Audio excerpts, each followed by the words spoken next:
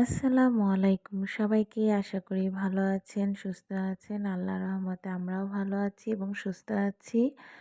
আজকে নতুন একটা ব্লগ নিয়ে হাজির হয়ে গেলাম। এই তো মেয়েকে মানে কি বলে স্কুল থেকে আসার পরে মেয়েকে গোসল করিয়েছি, করানোর পরে ছোটকে গোসল করিয়েছি। এখন ছোটটাকে ঘুম পাড়িয়েছি, পাড়ানোর পরে বড় মেয়েকে এখন তো ভাত খাইয়ে দিচ্ছি। যদিও ও হাতে খায়, কিন্তু ২ দিন হচ্ছে কোনোভাবে সে হাতে ভাত খাবে না।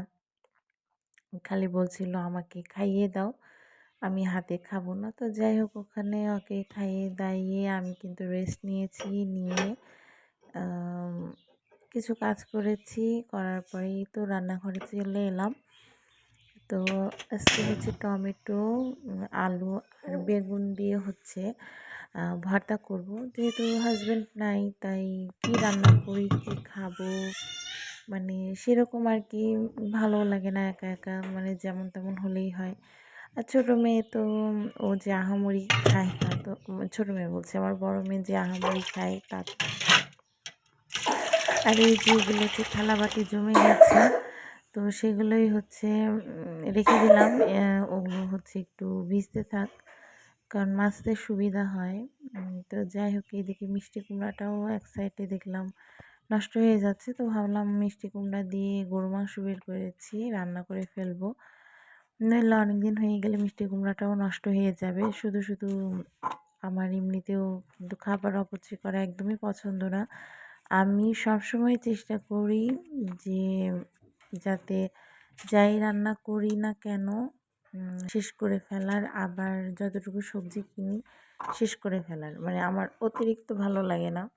কিন্তু আমার হাজব্যান্ড যখন বাজার করে তখন অতিরিক্ত বাজার করে, যেটা অনেক সময় দেখা যায় যে ২ জন মানুষ, অনেক সময় তো থাকেও না, অফিসের কাজে দেখা যায় যে বাইরেও চলে যায়, তখন কিন্তু আমার তরকারি নষ্ট হয়ে যায়। কিন্তু কি করব, তখন তো নিরুপায়, আমি তার একা অত তরকারি খেতে পারি না।